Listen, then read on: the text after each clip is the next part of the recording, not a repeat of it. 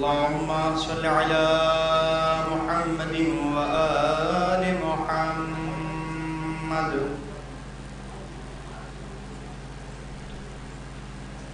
أعوذ بالله من الشيطان اللعين الرجيم.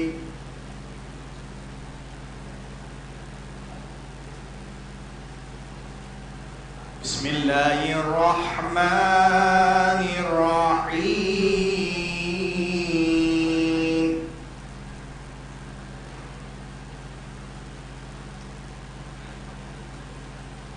واضرب لهم مثلا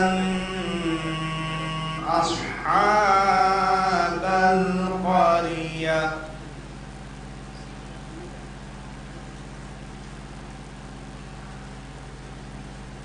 إذ جاءها المرسلون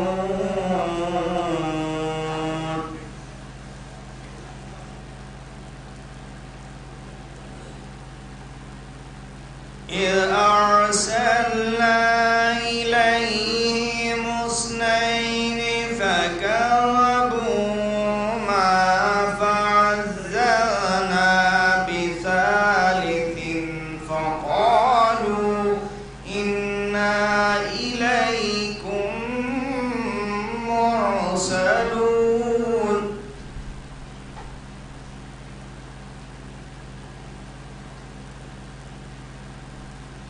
قالوا ما أنتم إلا بشر مثلنا وما أنزل الرحمن من شيء إن أنتم إلا تكذبون.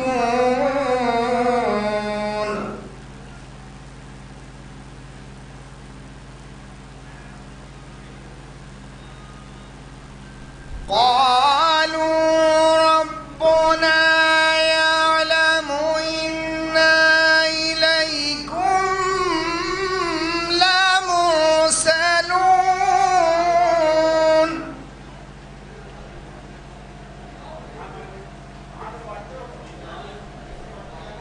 وما علينا ہیں ہم کہ ہم کو در مرتضیٰ ملا، یہ در ہمیں ملا تو در مصطفیٰ ملا، یہ در ہمیں ملا تو در مصطفیٰ ملا. جب مصطفیٰ ملے تو خدا کا پتہ ملا، پھر ساری کائنات کا پردہ اٹھا ملا. نازاں ہیں ہم کہ ہم کو او عالم تمام بول رہا تھا علی علی، عالم تمام بول رہا تھا علی علی. میں بھی صدائیں دیتا ہوا ان سے جا ملا. نازاں ہیں ہم کہ ہم کو اور چھیڑا جہاں علی کی ولایت کا تذکرہ. لاکھوں ہزار سال کے سجدے ہوا ہوئے، ہے شرط ایک قدم کا ہے فاصلہ، ہمت ہے شرط ایک قدم کا ہے فاصلہ.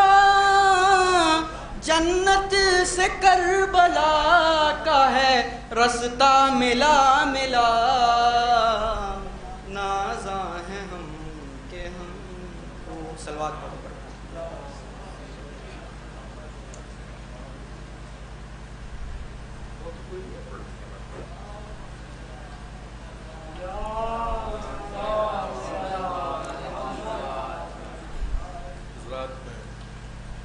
سوچ کر کچھ آیا تھا کہ میں سلام پڑھوں گا انشاءاللہ. لیکن بہرحال جہاں حالات جو ہیں اس پر زیادہ طویل کچھ پڑھنے کے نہیں، میں 3 یا 4 شعر ایک سلام کے حاضر کرتا ہوں. ایک درود بھیج دیں آپ حضرات.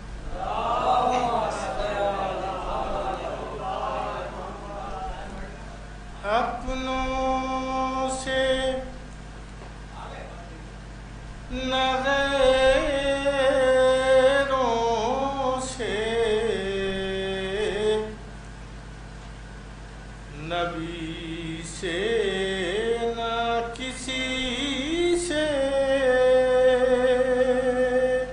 ایک سلوات اور بھیج دیں.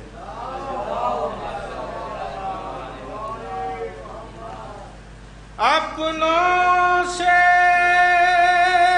نہ غیروں سے، ملک سے نہ نبی سے،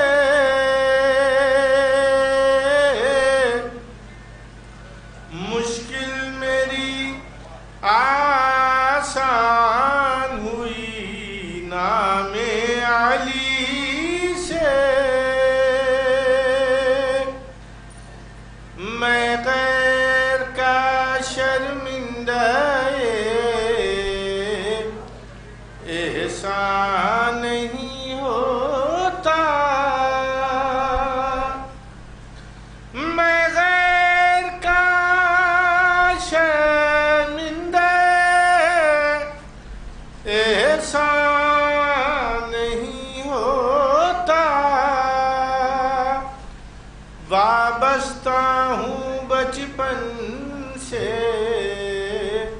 تمنائے علی سے.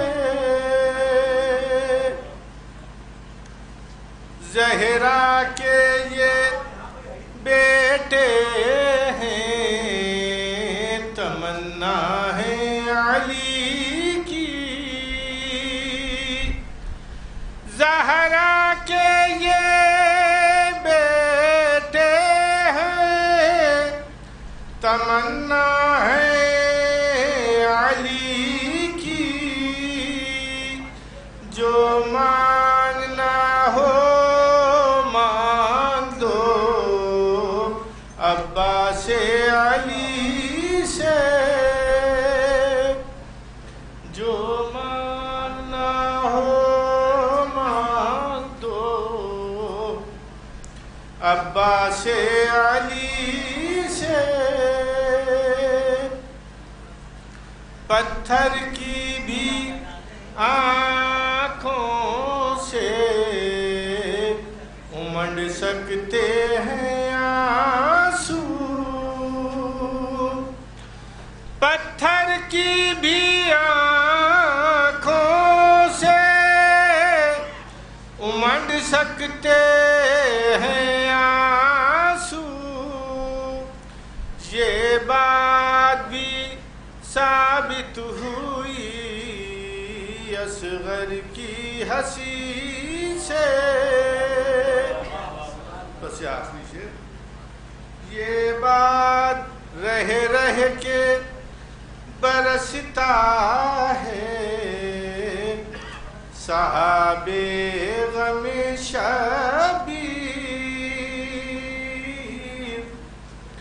رہ رہ کے برستا ہے صحاب غم شبیر.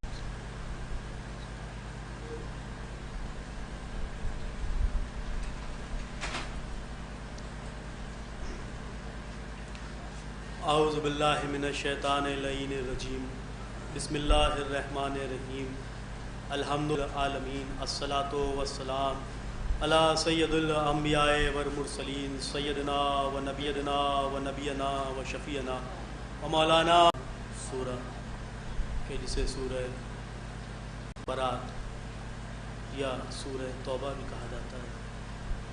اس سورہ کی 119ویں آیت کی تلاوت کا شرف حاصل کیا ہے کہ جس میں ارشاد رب العزت ہو رہا ہے کہ اے وہ لوگ جو ایمان لائے، تمہیں چاہیے ہے کہ تقوی اختیار کرو اور ان کے ساتھ ہو جاؤ کہ جو صادقین کہلاتے ہیں۔ اللہ نے یہاں پر ان لوگوں سے گفتگو کی کہ جو ایمان لا چکے تھے، جو لوگ ایمان لا چکے ہیں، ایمان لا چکے تھے، ان سے کہا کہ اس منزل پر رکو نہیں بلکہ اور آگے بڑھو، اتقوا اللہ۔ جب یہ لوگ دوسری منزل میں آ گئے تب اللہ نے ارشاد فرمایا وَكُونُوا مَعَ الصَّادِقِينَ، یعنی صرف ایمان لانے سے کچھ نہیں ہوگا، صرف تقوی اختیار کر لینے سے کچھ نہیں ہوگا، بلکہ انسان کو اور آگے بڑھنا ہوگا اور ان کے ساتھ ہو جائے کہ جنہیں صدیقین کہا جاتا ہے، جو سچ بولنے والے ہیں، ان کے ساتھ ہو جاؤ۔ عزیزوں دیکھیے کہ یہ سورہ میں نے کل بھی آپ کے سامنے عرض کیا تھا کہ یہ ایک ایسا سورہ ہے کہ جس میں بسم اللہ نازل نہیں ہوا، بسم اللہ کا نزول اس سورہ کے ساتھ نہیں ہوا۔ یہی وجہ ہے کہ جب ہم اس سورہ کی تلاوت کرتے ہیں تو اس کے ساتھ ہم بسم اللہ نہیں پڑھتے۔ اس سورہ کی جب بھی کوئی کسی آیت کی تلاوت کرتا ہے تو اس کے ساتھ بسم اللہ نہیں پڑھتا۔ اس سورہ کی کسی بھی آیت کے ساتھ ہم نے بھی جب ابھی آپ کے سامنے آیت پڑھی تو اس کے ساتھ بسم اللہ نہیں پڑھی۔ کیوں کہ اس کی وجہ یہ ہے کہ ہم قرآن میں رد و بدل نہیں کر سکتے۔ قرآن میں جس انداز سے جو سورہ نازل ہوا ہے ہمیں اسی انداز سے اس سورہ کو پڑھنا پڑے۔ ایسا نہیں ہو سکتا کہ کہیں پر بسم اللہ ہے تو ہم اسے چھوڑ دیں، یا ایسا نہیں ہو سکتا کہ اس سورہ میں بسم اللہ نہیں ہے، کا اس لیے کیونکہ ہم قرآن میں اب نہیں کر سکتے۔ دیکھیے اس سورہ میں بسم اللہ نازل نہیں ہوا، اس کی کیا وجہ تھی؟ تمام علتیں اس کے لیے بیان کی گئی۔ کل بھی میں نے ایک وجہ آپ کے سامنے بیان کی تھی کہ شاید اس کی وجہ یہ ہے کہ رسول کے جو اللہ نے اس سورے میں بسم اللہ نازل نہیں کیا، تو ہو سکتا ہے اللہ بتانا چاہ رہا ہے کہ باقی جتنے سوروں میں بسم اللہ نازل ہوا ہے وہ اس سورے کے ساتھ آیت بن کر نازل ہوا ہے، اور اس سورے میں بسم اللہ نازل نہ ہونے کا مطلب یہ ہوا کہ اس سورے میں بسم اللہ آیت بن کر نازل نہیں ہوا۔ تو اس کا مطلب یہ ہوا کہ بسم اللہ سورے کی جز کی حیثیت رکھتا ہے۔ دیکھیں جو برات کا کیا مطلب ہے؟ کہ برات کا مطلب ہے بیزاری، اظہار برات کرنا، اظہار برات کرنا، بیزاری رکھنا۔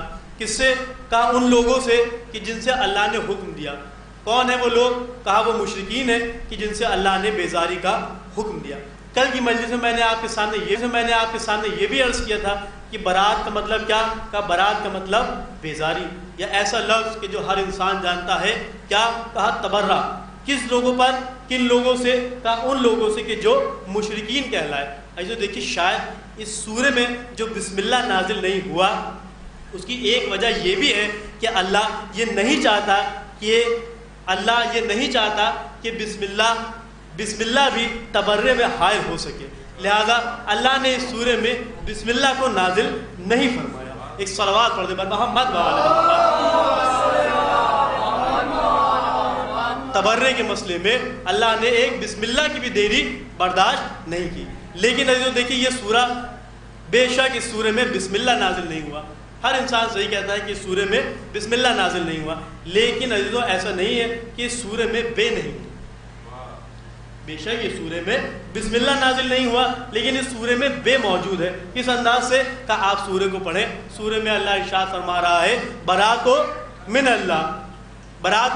اللہ ورسولہ ان الذین عاہدتم من المشرکین۔ اظہار برات کرو ان لوگوں سے کہ جن سے اللہ نے حکم دیا، جن سے تم نے عہد کیا ہوا تھا، ان لوگوں سے اظہار برات کرو۔ یہ کون کہہ رہا ہے؟ کہ یہ اللہ کہہ رہا ہے۔ دیکھیے اللہ کہہ رہا ہے بے شک اس سورے میں بسم اللہ کا بے نہیں ہے، لیکن اظہار برات کے لیے جو اللہ نے برات کا لفظ استعمال کیا اس میں تو بے نظر آتا ہے۔ تو اب جو لوگ کہتے ہیں کہ دیکھیے یہ لوگ یہ شیعہ مولا علی کو بائے بسم اللہ کہتے ہیں اور یہ کہتے ہیں کہ ہر سورے میں بسم اللہ ہے، ہر سورے میں مولا علی شامل ہیں. تو دیکھو اللہ نے اس سورے سے علی کو الگ رکھا. دیکھیں اس سورے سے علی کو الگ رکھا اور بسم اللہ اس سورے میں نازل نہ کر کے علی کو قرآن سے الگ کر دیا اور قرآن کو علی سے الگ کر دیا. ارے بھیا آپ کی سمجھ میں نہیں آتا. رسول خدا نے ارشاد فرمایا کہ القرآن و مال علی بل علی و مال قرآن. قرآن علی کے ساتھ ہے اور علی قرآن کے ساتھ ہے. ایک صلوات پڑھ دیں بر محمد. ایک اور صلوات پڑھ دیں بر محمد. تو اس کا مطلب یہ ہوا کہ قرآن اور علی کو جدا نہیں کیا جا سکتا. یہ دو چیزیں ایسی ہیں کہ جن کو الگ نہیں کیا جا سکتا. جہاں قرآن ہوگا وہیں علی ہوں گے، جہاں علی ہوں گے وہیں قرآن ہوگا. دیکھیے جو کل کی مجلس میں اگر آپ کو یاد ہو تو میں نے آپ کے سامنے کچھ باتیں عرض کی تھی. میں نے آپ کے سامنے عرض کیا تھا کہ جو عرب تھے، عرب کا یہ دستور ہوا کرتا تھا کہ جب وہ لوگ حج کرتے تھے تو حج اس انداز سے کرتے تھے کہ حج کرنے کے بعد جس لباس میں، دیکھیں جس لباس میں یہ لوگ حج کرتے تھے، حج کرنے کے بعد اس لباس کو صدقہ کر دیتے تھے. اس لباس کو صدقہ کر دیا جاتا تھا اور یہ لوگ اس لباس کو دوبارہ کبھی پہننا صحیح نہیں سمجھتے تھے. اس لباس کو یہ لوگ صدقہ کر دیتے تھے. اور ہوتا یہی تھا کہ جب کوئی باہر سے بھی آتا تھا تو یہ لوگ اس سے بھی یہی کہتے تھے کہ دیکھو اب کیونکہ تم نے اس لباس میں حج کر لیا ہے لہذا اب تمہیں اس لباس کو صدقہ کرنا پڑے گا، اب تم کبھی اس لباس کو نہیں پہن سکتے. لہذا ان لوگوں سے بھی اس لباس کو صدقہ کروا دیا جاتا تھا. میں نے آپ کے سامنے یہ بھی عرض کر دیا کرتا کل کہ جو لوگ اس لباس کو صدقہ کرواتے تھے تو وہاں پر کیا ہونے لگا کہ مکے میں ایسا ہوتا تھا کہ لوگ لباس کو فری میں دینے لگے. کئی جگہ پر ایسا ہوتا تھا کہ لوگ لباس کو ادھار میں دینے لگے، لوگ قرضے پر ادھار لباس کو لینے لگے. اور ہوتا کیا تھا کہ لوگ قرض پر لباس کو لیتے تھے اور اس میں حج کرتے تھے اور حج کرنے کے بعد اس لباس کو واپس کر دیتے تھے. دیکھیے اس لباس کو واپس کر دیتے تھے. لیکن روایات میں یہاں تک ملتا ہے کہ اگر کسی کو لباس نہیں ملتا تھا تو وہ خانہ کعبہ کا طواف برہنہ کر لیتا تھا. اگر کسی کو لباس نہیں ملتا تھا تو وہ خانہ کعبہ کا طواف برہنہ کر لیتا تھا. یہ کون ہے؟ کہ یہ وہ لوگ ہیں کہ جنہیں مشرکین کہا جاتا ہے. یہ وہ لوگ ہیں کہ جنہیں مشرکین کہا جاتا ہے. تو اب جو لوگ کہتے ہیں کہ بھئی مشرکین اور منافقین میں فرق کیا ہے، میں آپ کے سامنے عرض کروں. دیکھیں مشرکین اور منافقین میں یہی فرق ہے کہ مشرکین ایک لباس بچانے کے لیے خانہ کعبہ کے سامنے برہنہ ہونا گوارا کرتے تھے اور منافقین جنگ صفین میں اپنی جان بچانے کے لیے علی کے سامنے برہنہ ہونا گوارا کر لیتے تھے. صلوات پڑھ دے بر محمد. ایک اور صلوات پڑھ دے بر محمد وال محمد. ایک اور صلوات پڑھ دے بر محمد وال محمد. تو عزیزو دیکھیے یہ ان کا مسئلہ تھا. میں آپ کے سامنے ایک بات عرض کروں. عبداللہ ابن عباس خلیفہ دوم کا دور ہے. عبداللہ ابن عباس بیٹھے ہوئے ہیں. خلیفہ دوم نے ان سے پوچھا کہ یہ بتائیں کیا آج بھی آپ کے مولا کہ جنہیں آپ لوگ مولا علی کہتے ہیں وہ آج بھی یہی سمجھتے ہیں کہ خلافت ان کا حق ہے؟ انہوں نے جواب دیا کہ دیکھو اس میں سمجھنے کی کوئی بات نہیں ہے بلکہ خلافت ہمارے علی کا ہی حق ہے. خلافت ہمارے علی کا ہی حق ہے. کہا کیوں؟ تم ایسا کس بنا پر کہہ رہے ہو؟ کہ ہم ایسا اس لیے کہہ رہے ہیں کیونکہ تمہیں یاد نہیں کہ رسول خدا نے غدیر کے منبر پر علی کو اپنے ہاتھوں پر اٹھا کر دکھایا تھا اور کہا تھا کہ من کنت مولا ہو فہذا علی مولا، یعنی جس کو میں مولا ہوں اس کا یہ علی مولا.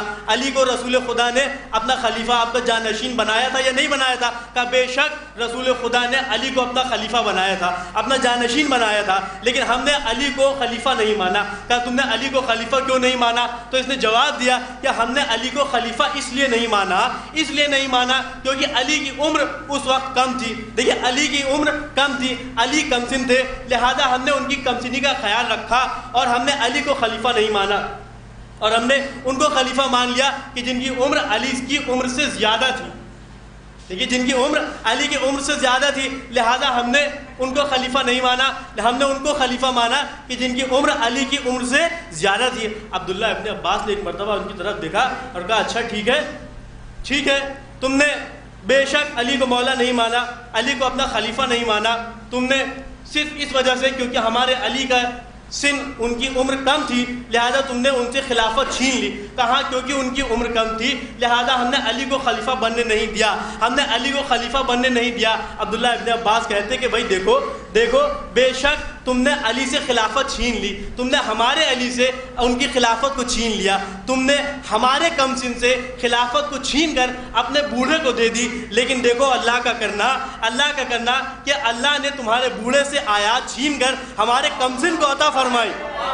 ایک صلوات پڑھ دیں پر محمد و آل محمد۔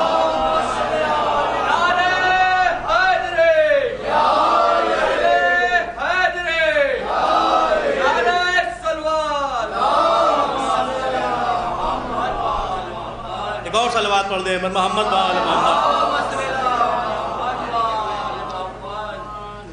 ایک اور صلوات پڑھ دیں محمد و آل محمد۔ تو عزیزو دیکھیے یہ سورہ نازل ہوا، اس سورے میں اللہ نے کیا ارشاد فرمایا کہ اس سورے میں اللہ نے ارشاد فرمایا کہ برات ہو من اللہ ورسولہ، برات کرو، اظہار برات کرو۔ کس سے برات کرو؟ کہ ان لوگوں سے بھی برات کرو کہ جن کے ساتھ تم نے عہد کیا تھا، جن کے ساتھ عہد کیا تھا، جن کے ساتھ کوئی پیمان پہلے سے موجود تھا۔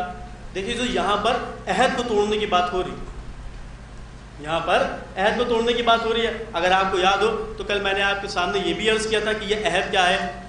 جب یہ سورہ توبہ نازل ہوا، یہ کچھ آیات نازل ہوئی جنگ تبوک کے بعد، رسول خدا کے اوپر یہ کچھ آیات نازل ہوئی۔ رسول خدا واپس آ رہے تھے کہ یہ ساری آیات رسول خدا کے اوپر نازل ہوئی۔ رسول خدا نے خلیفہ اول کے سپرد کچھ آیات کی اور ان سے کہا کہ بھائی جا کر وہاں پر لوگوں کو اس آیات کے بارے میں بتاؤ، لوگوں کو یہ آیات سنا دو۔ انہوں نے رسول خدا سے بہرحال آیات تو لے لی، اور رسول خدا نے اس بات کا بھی تذکرہ کیا کہ وہاں جا کر ان لوگوں سے کہہ دینا کہ آج کے بعد مشرکین میں سے کوئی کعبے کا طواف نہیں کرے، آج کے بعد مشرکین میں سے کوئی کعبے کا طواف نہیں کرے گا، کوئی برہنہ کعبے کا طواف نہیں کرے گا۔ اور ان لوگوں سے جا کر یہ بھی بتا دینا کہ جس کا عہد باقی تھا اب ہم اس عہد کو توڑ رہے ہیں، اور 4 مہینے کے بعد جس کا عہد باقی تھا ہم اس عہد کو توڑ دیں گے، اور ان لوگوں کو قتل کر دیا جائے گا۔ ان لوگوں کو قتل کر دینا پھر حلال ہو جائے گا۔ بہرحال انہوں نے رسول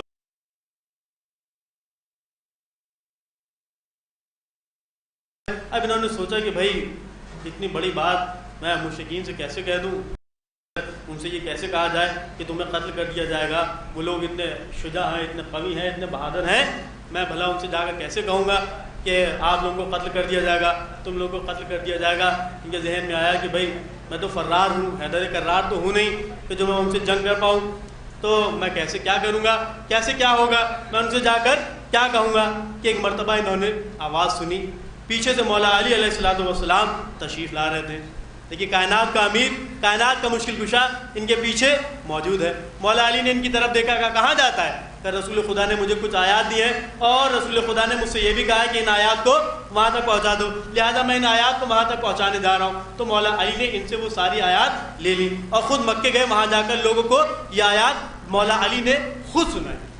دیکھیے مولا علی نے یہ آیات ان لوگوں کو وہاں خود سنائی۔ اب یہاں پہ تذکرہ کس بات کا ہو رہا ہے، ذکر کس بات کا ہو رہا ہے؟ دیکھیے جو یہاں پر ذکر ہو رہا ہے، اللہ عہد کو توڑنے کا ذکر کر رہا ہے۔ دیکھیے اب عہد آپ کو یاد آیا کہ عہد کون سا تھا، اب اس عہد کو اللہ توڑنے کا ذکر کر رہا ہے، اس عہد کو توڑنے کی بات کی جا رہی ہے۔ میں آپ کے سامنے ایک بات عرض کروں، دیکھیے اگر کسی سے کوئی عہد لیا جائے، کسی سے کوئی عہد کیا جائے اور اس کے بعد اس عہد کو توڑ دیا جائے، مثال کے طور پر میرے گھر پہ مجلس تھی، میں نے کسی سے وعدہ لیا، دیکھیے عہد کا یہی تو مطلب ہوتا ہے کہ کسی سے وعدہ کرنا۔ ہم نے وعدہ کیا ان سے کہ آپ ہمارے گھر پر فلاں وقت پر مجلس پڑھنے تشریف لائیں، انہوں نے ہم سے وعدہ کر لیا، کہا بہتر ہم آپ کے گھر پر فلاں وقت پر مجلس پڑھنے کے لیے حاضر ہوں گے۔ اب جو ہم ہمارے گھر پہنچنے لگے تو ہمیں کچھ خیال آیا، ہم نے وہاں جا کر ان سے کہہ دیا کہ بھائی آپ ہمارے گھر مجلس پڑھنے نہ آئیں۔ کہا کیوں نہ آئیں؟ کہ بس ہم صحیح نہیں سمجھ رہے، لہٰذا ہم چاہتے ہیں آپ ہمارے گھر پر مجلس پڑھنے نہ آئیں۔ تو ہم نے اپنے عہد کو توڑا، اپنے وعدے کو توڑا۔ آپ مجھے یہ بتائیں یہ بات کہاں تک صحیح ہے؟ دیکھیے سمجھیے اس بات کو جو میں آپ کے سامنے عرض کر رہا ہوں، اپنے وعدے کو، اپنے عہد کو توڑ دینا، یہ بات کہاں تک صحیح ہے؟ کہ یہ بات اگر وہ کسی سے وعدہ توڑتا ہوا نظر آئے تو یہ اللہ تک بات تھی۔ اللہ کیا کہہ رہا ہے کہ اس عہد کو توڑ دو کہ جو تم نے خود کیا ہے۔ کس سے کیا ہے؟ کہ ان لوگوں سے کیا ہے کہ جو مشرکین ہیں۔ تو اب ایک بات سمجھ میں آئی کہ اگر کوئی اللہ کے مقابلے میں آ جائے، اگر کوئی عورت ہو تو عہد کو نہ توڑنا، دیکھیے جو سمجھے اس بات کو جو میں آپ کے سامنے عرض کر رہا ہوں. اللہ نے یہ نہیں کہا کہ اگر کوئی مرد ہو تو عہد تو توڑ دینا, اگر کوئی عورت ہو تو عہد تو نہ توڑنا, اسے اپنا دوست رکھنا, اس پر لعنت نہ کرنا. تو اب ایک بات سمجھ میں آئی کہ جو اللہ کے سامنے آ جائے, جو اللہ کے خلاف آ جائے, اس پر لعنت ہوتی ہے. اسی سورہ کی تیسری آیت, اذان من اللہ و رسول, اللہ کی طرف سے اذان ہوگی, اللہ کی طرف سے اور اس کے رسول کی طرف سے اذان ہوگی. یہ میں اپنی طرف سے آپ کے سامنے عرض نہیں کر رہا, یہ قرآن ہے جو میں آپ کے سامنے بیان کر رہا ہوں. اللہ کیا کہہ رہا ہے کہ ایک اذان ہوگی کہ جو اللہ کی طرف سے ہوگی, اس کے رسول کی طرف سے ہوگی. یہ اذان کیا ہوگی؟ یہ اذان کیا ہوگی؟ کس کی طرف سے اذان دی جائے گی؟ کیا اللہ اور رسول کھڑے ہو کر اذان دیں گے لا الہ الا اللہ محمد رسول اللہ؟ کہ نہیں, ایسا نہیں ہوگا. تو اس کا مطلب یہ ہوا کہ یہاں پر اذان کا کچھ اور مفہوم ہے. کسے اذان کہا گیا؟ کون ہے اذان؟ کون ہے مؤذن؟ کس کو اذان کہا گیا؟ دیکھیے جو میں پھر عرض کر رہا ہوں کہ اگر آپ کچھ ہونا چاہیں تو میں آپ کے سامنے عرض کروں, کسی نے آ کر ہمارے اور آپ کے چھٹے امام امام جعفر صادق علیہ السلام سے, چھٹے امام سے آ کر پوچھا کہ مولا اس آیت کی کچھ وضاحت فرمائیں, یہ کون سی اذان ہے کہ جو اللہ کی اذان ہے اور رسول کی اذان ہے؟ آپ سنیں گے کہ آپ کے امام نے کیا جواب دیا. آپ کے امام نے جواب دیا کہ دیکھو, جب سورہ توبہ نازل ہوا تو ہمارے جد امیر المومنین اس سورہ کو لے کر آگے بڑھے, مکے کی طرف پہنچے اور مکے میں جا کر لوگوں کو یہ سورہ سنایا. جب اذان ہے یا نہیں, جزو اذان ہے یا نہیں, جزو اذان ہے یا نہیں. ارے بھیا علی ولی اللہ جزو اذان نہیں ہے بلکہ یہ کل اذان ہے. ایک صلوات پڑھ دیں محمد ایک اور صلوات پڑھ دیں محمد. دیکھیے جو میں آپ کے سامنے عرض کروں کہ انسان کی ہر چیز سمجھ میں آتی ہے, ہر خوش کو تر سمجھ میں آتا ہے. آپ کچھ بھی انسان کے سامنے بیان کیے وہ سر ہلائے گا, بے شک ماشاءاللہ جزاک اللہ, بالکل صحیح کہا. کسی چیز میں انسان کو سمجھ میں نہیں آتا, ہر چیز سمجھ میں آ رہی ہے. لیکن جہاں ہم نے اہل بیت کے فضائل بیان کرنا شروع کیے, ارے صاحب یہ کہاں سے پڑھا, یہ کیسے پڑھ دیا, یہ کیوں کہہ دیا, یہ کیسے کہہ دیا, اس کی کوئی سند نہیں ہے, اس کی کوئی سند نہیں ہے, یہ غلط ہے, وہ غلط ہے. اور ایک جملہ جو باقاعدہ کہا جاتا ہے کہ ارے صاحب یہ شیعہ ہیں, یہ اہل بیت کی شان میں غلو کر دیتے ہیں, علی کے لیے یہ لوگ غلو کر دیتے ہیں. یہ تو میں آپ کے سامنے عرض کروں کہ اگر کسی جاہل کو عالم کہہ دیا جائے تب کوئی نہیں کہتا کہ غلو ہو گیا. کسی کانسٹیبل کو انسپکٹر کہہ دیا, کسی نے نہیں کہا کہ غلو ہو گیا. لیکن جہاں مولا علی کا مسئلہ آیا وہاں لوگ چیخنے لگے ارے صاحب غلو ہو گیا, غلو ہو گیا, غلو ہو گیا, علی کو اللہ سے ملا دیا, علی کو اللہ سے ملا دیا, علی کو اللہ سے ملا دیا. ایسے دیکھیے اس وقت میرے ذہن میں میرے عام محترم مولانا امیر سنجری صاحب قبلہ کا ایک نقطہ آیا کہ جو موضوع میں آتا ہے, لہذا میں آپ کے سامنے بیان کروں. دیکھیے جو وہ فرماتے ہیں کہ مثلا کسی نے کوئی اپنا گھر بنوایا, بہت اچھا خوبصورت گھر بنوا لیا, اور اس میں بہترین پینٹ بھی ہے, ٹائلز بھی ہیں, ماربلز بھی لگے ہوئے ہیں, اور بیچ میں ہال میں اچھا سا جھومر بھی ہے. ساری چیزیں اس گھر میں موجود ہیں, سب کچھ اس میں موجود ہے. ہم اپنے کسی دوست کے پاس گئے, ہم نے کہا ہم نے ایسا ایسا گھر بنوا لیا ہے, وہ گھر بہت شاندار ہے, چلو ہم تمہیں اپنا گھر چل کر دکھاتے ہیں. وہ ہمارے ساتھ ساتھ ہمارے گھر تک آیا. اب جب وہ ہمارے گھر تک آیا تو اس نے کہا کہ ہم آپ کے گھر کو اندر سے دیکھنا چاہتے ہیں. ہم نے کہا بے شک چلیں. ہم انہیں اپنے گھر کے اندر لے کر گئے, ہم نے انہیں دکھایا کہ بھائی دیکھیے کتنا اچھا پلاسٹر ہے, کتنا اچھا پینٹ لگا ہوا ہے, یہ دیکھیے جھومر لگا ہوا ہے, ہم نے باہر سے منگایا ہے, امپورٹیڈ جھومر ہے, اور دیکھیے کس طرح سے ہر کمرے میں اے سی لگا ہے, فریج ہے, اینڈرائڈ ٹی وی ہر جگہ پہ لگے ہوئے ہیں. ہم نے ساری چیزیں اپنے دوست کو دکھائیں. انہوں نے دیکھا ماشاء اللہ جزاک اللہ. دیکھیے اس کے بعد انہوں نے ہم سے پوچھا کہ یہ بتائیں کہ یہ گھر جو آپ نے بنوایا یہ کتنی زمین پر ہے. ہم نے کہا آپ بتائیں یہ کتنی زمین پر ہوگا. تو انہوں نے کہا کہ گھر کو دیکھ کے تو ایسا لگتا ہے کہ کم سے کم 2000 اسکوائر فٹ زمین تو ہوگی جس پر یہ گھر بنا ہوا ہے. تو ہم مسکرائے, ہم نے کہا نہیں 2000 اسکوائر فٹ نہیں ہے, 1400 اسکوائر فٹ ہے یا 1200 اسکوائر فٹ ہے. ایسا آپ مجھے یہ بتائیں کہ یہ جو آپ نے 1400 اسکوائر فٹ کی زمین کو 2000 اسکوائر فٹ کہا, کیا یہ غلو ہے؟ دیکھیے اس کو سمجھیے اس بات کو جو میں آپ کے سامنے عرض کر رہا ہوں, کیا یہ غلو میں شامل ہو گیا؟ کیا یہ غلو کہلائے گا؟ اور میں آپ کے سامنے ایک مثال عرض کروں. بھائی انہوں نے ہم سے پوچھا کہ یہ بتائیں کس گھر میں کتنی لاگت لگی ہے؟ ہم نے کہا آپ ہی بتائیں کس گھر میں کتنی لاگت لگی ہوگی، کتنا پیسہ خرچ ہوا گا۔ انہوں نے گھر کو دیکھا، گھر کے اندر جتنی بھی فیسلٹیز تھی ان کو دیکھا، غور کیا، اور اس کے بعد کہا کہ بھائی گھر کی حالت دیکھ کر جو فیسلٹیز یہاں پر موجود ہیں اس سے یہ اندازہ ہو رہا ہے کہ کچھ نہیں تو کم سے کم گھر میں 80-90 لاکھ روپے تو لگ گئے ہوں گے، کم سے کم 80-90 لاکھ روپے کا خرچہ تو ہوا ہوگا۔ تو ہم نے مسکرا کے کہا کہ نہیں صاحب 80-90 لاکھ روپے کا خرچہ نہیں ہوا ہے، ہم نے 50 لاکھ روپے میں اتنا اچھا گھر بنوا لیا، ہم نے 50 لاکھ روپے میں اتنا اچھا گھر بنوا لیا۔ عزیزو آپ مجھے انصاف سے بتائیں، یہ جو 1400 اسکوائر فٹ کی زمین کو ہم نے 2000 کی اسکوائر فٹ کی زمین بتایا، کیا یہ غلو کہلائے گا؟ کیا یہ غلو کہلائے گا؟ 50 لاکھ کی لاگت والے مکان کو 90 لاکھ کا بتایا، کیا یہ غلو کہلائے گا؟ کہ نہیں صاحب یہ غلو نہیں کہلائے گا۔ پھر کیا ہوگا؟ کہ بات یہ ہے کہ جس نے بنایا ہے بنایا ہی اس انداز سے ہے۔ دیکھیے سمجھے اسے جو میں آپ کے سامنے عرض کر رہا ہوں، جس نے بنایا ہے بنایا ہی اس انداز سے ہے کہ زمین تو 1400 اسکوائر فٹ ہے لیکن لگتا ہے کہ 2000 اسکوائر فٹ ہے۔ جس نے اس گھر کو بنایا ہے بنایا اس انداز سے ہے کہ بہرحال گھر میں تو 50 لاکھ لگے ہیں لیکن دیکھنے میں لگتا ہے کہ 90 لاکھ لگے ہوئے ہیں۔ تو بھیا بس وہی مسئلہ یہاں پر بھی ہے۔ اب اگر کوئی قوم علی کو دیکھے اور دیکھنے کے بعد علی کو اللہ سے نسبت دے تو اس میں پریشان ہونے کی ضرورت نہیں ہے۔ کیوں؟ کہ اس لیے کیونکہ اللہ نے بنایا ہی ایسا ہے کہ آنکھیں ہیں تو عین اللہ، چہرہ ہے تو وجہ اللہ۔ ایک صلوات پڑھ دے محمد و آل محمد۔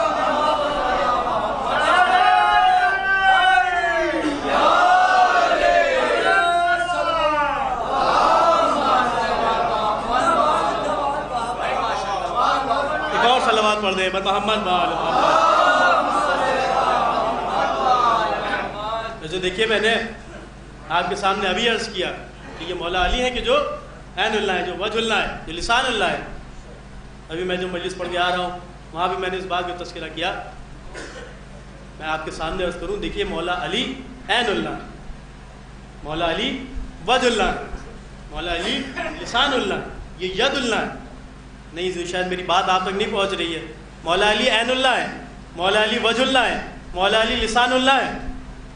شاید میں اپنی بات آپ تک نہیں پہنچا پا رہا، میں اپنے جملوں کو پھر سے آپ کے سامنے دہراؤں ہوں۔ دیکھیے عزیزو میں نے آپ کے سامنے عرض کیا کہ مولا علی عین اللہ ہے، مولا علی وجہ اللہ ہے، مولا علی ید اللہ ہے۔ میں نے یہ نہیں کہا کہ مولا علی کی آنکھیں عین اللہ ہے، میں نے یہ نہیں کہا کہ علی کے ہاتھ ید اللہ ہے، میں نے یہ نہیں کہا کہ علی کی زبان لسان اللہ ہے، میں نے یہ نہیں کہا کہ علی کا چہرہ وجہ اللہ ہے، بلکہ کیا کہا علی مجسم عین اللہ ہے، علی مجسم ید اللہ ہے، علی مجسم ید اللہ ہے، علی مجسم عین اللہ ہے۔ کیوں؟ کہا اس لیے کیونکہ علی ہے اللہ کے صفات کے مظہر، علی اللہ کے صفات کے مظہر ہے۔ آپ مجھے بتائیں کیا اللہ دیکھنے کے لیے آنکھوں کا محتاج ہے؟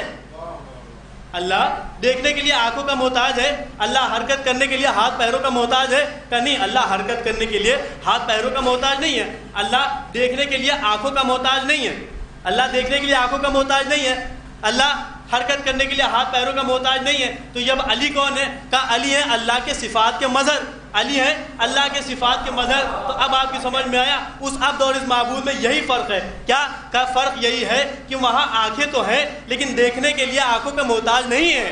صلوات پڑھ دیں بر محمد و آل محمد۔ ایک اور صلوات پڑھ دیں بر محمد و آل محمد۔ یہ علی ہے کہ جو آنکھیں تو رکھتے ہیں لیکن دیکھنے کے لیے آنکھوں کے محتاج نہیں ہے۔ اسی سلسلے میں ایک بہرحال واقعہ بھی ہے کہ مولا علی ایک مرتبہ جنگ کرنے جا رہے تھے، پیچھے زرہ موجود نہیں تھی، ایک شخص آگے بڑھا اور اس نے آگے بڑھ کر مولا علی سے کہا کہ یا علی آپ جنگ کرنے جا رہے ہیں، آپ کے پیچھے زرہ نہیں ہے۔ تو مولا علی نے ارشاد فرمایا کہ تجھے کیا لگتا ہے میں تیری طرح ہوں؟ میں جنگ سے بھاگنے والا نہیں ہوں، مجھے پیچھے کی طرف زرہ کی کوئی ضرورت نہیں ہے۔ تو اس نے کہا کہ بے شک یا علی آپ کو اس کی تو کوئی ضرورت نہیں ہے، لیکن اگر کسی نے پیچھے سے آپ کے اوپر حملہ کر دیا تو آپ کی پیٹھ زخمی ہو جائے گی، آپ کی پیٹھ زخمی ہو جائے گی۔ تو مولا علی نے اس کی طرف دیکھا، کہا کیا بکتا ہے تو مجھے اپنی طرح سمجھتا ہے تجھے صلوات پڑھ دے بر محمد و آل محمد۔ ایک اور صلوات پڑھ دے بر محمد و آل محمد۔ تو جو یہ مسئلہ ہے، یہ مرتبہ ہے مولا متقیان کا، کوئی کیا سمجھے گا کہ علی کسے کہتے ہیں۔ بس ایک واقعہ اور اس کے بعد انشاءاللہ ربط مصائب بہت زیادہ دیر آپ کے سامنے عرض نہیں کرنا ہے۔ دیکھیے عزیزو مسجد میں بہت سے لوگ موجود ہیں، کتاب کا نام عقیدہ مہدی۔ مسجد میں بہت سے لوگ موجود ہیں، رسول خدا مسجد میں تشریف فرمائے، سامنے زبردست مجمع رسول خدا کے بیٹھا ہوا ہے، اس مجمع سے ایک شخص کھڑا ہوا اور اس نے کھڑے ہونے کے بعد کہا کہ یا رسول خدا، یا رسول خدا، یہ بتائیں کہ ہمیں دعا کس انداز سے کرنا چاہیے، ہمیں دعا کس انداز سے کرنا چاہیے، کیا ہمیں کسی کو وسیلہ بنانا چاہیے، کسی کو وسیلہ بنا کر دعا کرے یا نہ کریں، اگر وسیلہ بنائے تو کسے بنائیں؟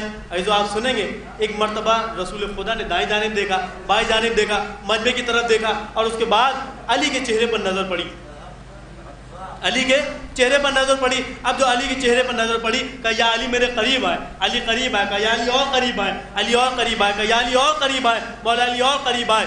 رسول خدا کے سامنے مولا علی کھڑے ہوئے ہیں۔ ایک مرتبہ رسول خدا نے مولا علی کا طواف کرنا شروع کیا، دائیں جانب سے دیکھا، بائیں جانب سے دیکھا، سبحان اللہ، جزاک اللہ، ماشاء اللہ، کیا کہنے یا علی۔ اور اس کے بعد مولا علی کو اس انداز سے کھڑا کیا کہ مولا علی کا شانہ لوگوں کی طرف تھا، رسول خدا کا شانہ لوگوں کی طرف تھا، لوگوں کی طرف دیکھا اور لوگوں کی طرف دیکھنے کے بعد علی کے سینے پر ہاتھ رکھا اور علی کے سینے پر ہاتھ رکھنے کے بعد کہا کہ پروردگار تجھے اس سینے کا واسطہ کہ تو مجھے علم عطا کرنا، تجھے اس سینے کا واسطہ تو مجھے نور عطا فرما، تجھے اس سینے کا واسطہ کہ تو مجھے ایمان عطا فرما، تو مجھے یہ ساری چیزیں عطا فرما۔ کیوں؟ کہا اس لیے کیونکہ اللہ کے رسول نے مولا علی کے سینے پر ہاتھ رکھا، ہاتھ رکھنے کے بعد کہا کہ تو مجھے علم عطا فرما، تو مجھے ایمان عطا فرما، تو مجھے علم عطا فرما۔ یہ ساری چیزیں کس کے سینے پر ہاتھ رکھی؟ کہ مولا علی کے سینے پر ہاتھ رکھی۔ اور ایک مرتبہ رسول خدا نے مولا علی کی طرف دیکھا اور لوگوں کی طرف دیکھا اور لوگوں سے دیکھ کر کہا کہ دیکھو یہ میرا بھائی علی، یہ میرا بھائی علی، یہ میرا جانشین ہے، یہ میرا وزیر ہے، یہ میرا خلیفہ ہے۔ اور اس کے بعد فرمایا کہ دیکھو یہی وہ علی ہیں کہ جو من اللہ بھی ہیں، جو للہ بھی ہیں۔ صلوات پڑھ دیں محمد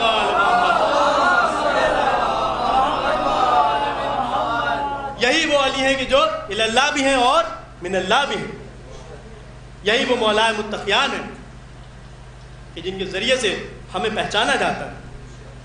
خدا کا آپ جتنا شکر ادا کریں اتنا کم ہے کہ آپ کو کسی کے سامنے یہ نہیں کہنا پڑتا کہ ہم بھی علی کو مانتے ہیں، بلکہ لوگ آپ سے آ کے کہتے ہیں کہ ہم بھی علی کو مانتے ہیں۔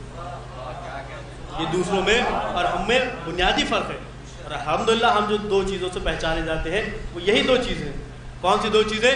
کا ایک ولایت علی اور ماتم حسین ابن علی علیہ السلام۔ یہی وہ دو چیزیں ہیں کہ جن کے ذریعے ہمیں پہچانا جاتا ہے۔ ہم اگر پہچانے گئے تو حسین کے ماتم سے پہچانے گئے، ہم پہچانے گئے تو علی کی ولایت کے ذریعے پہچانے گئے۔ ہاں عزیزو، بس عرض کر چکا میں آپ کے سامنے، حسین ابن علی، کربلا کا میدان، حل من ناصر ینصرنا، کوئی ہے جو میری مدد کو آئے؟ خیمے سے رونے کی آواز آئی، امام حسین علیہ السلام خیمے میں تشریف لے گئے اور اس کے بعد علی اصغر کو اپنی آغوش میں لیا، میدان میں آئے، سوال آپ کیا، تیر سے جواب ملا، بچہ باپ کے ہاتھوں پر شہید ہو گیا، بچے کو دفن کیا۔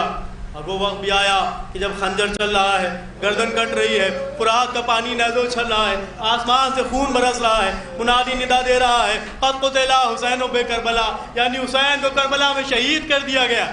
حاضر بعد قتل حسین اس قافلے کو اسیر کیا گیا۔ جب یہ قافلہ اسیر ہوا، یہ قافلہ کربلا سے چلا اور اس کے بعد ایک مقام پر آ کر رکا۔ اب یہ قافلہ ایک مقام پر آ کر رکا، جناب زینب نے دیکھا کہ کچھ لوگ جشن منا رہے ہیں، کچھ بیویاں جشن منا رہی ہیں۔ ہاں عزیزو، ذاکر بہت آسانی سے پڑھ دیتا ہے کہ بی بی نے کچھ لوگوں کو جشن مناتے ہوئے دیکھا، لوگ بہت آسانی سے سن لیتے ہیں کہ بی بی نے کچھ لوگوں کو جشن مناتے ہوئے دیکھا، لیکن ان عورتوں میں سے ایک عورت آگے بڑھی اور اس عورت نے کہا کہ دیکھیے آج ہمارے یہاں ایک بچی پیدا ہوئی، کہ دیکھو میں نے یہ بھی سنا ہے کہ تم نے اس بچی کا نام زینب رکھا ہے۔ کہ بے شک آپ نے سچ سنا ہے، ہم نے اس بچی کا نام اپنی شہزادی کے نام پر زینب رکھا ہے۔ بس اتنا سننا تھا کہ ایک مرتبہ شہزادی فرماتی ہے کہ دیکھو تم کچھ بھی کرو لیکن اپنی بچی کا نام زینب نہ رکھو۔ کہا کیوں؟ کہا اس لیے زینب نہ رکھو کیونکہ جس کا نام زینب ہوتا ہے پریشانیاں اس کو گھیر لیتی ہیں، اس کا بھائی مارا جاتا ہے، اس کے اسباب کو، اس کے سامان کو لوٹ لیا جاتا ہے، اس کے بھائی کو قتل کر دیا جاتا ہے، اس کے سر سے چادر کو چھین لیا جاتا ہے۔ جو اہل بیت کی چاہنے والی تھی تڑپ گئی، اے بی بی یہ کیسی بات کر رہی ہیں؟ آپ کو معلوم ہے زینب کون ہے؟ اے بی بی آپ کو معلوم ہے زینب کون ہے؟ زینب کس کا نام ہے؟ ایک مرتبہ کہتی ہے بی بی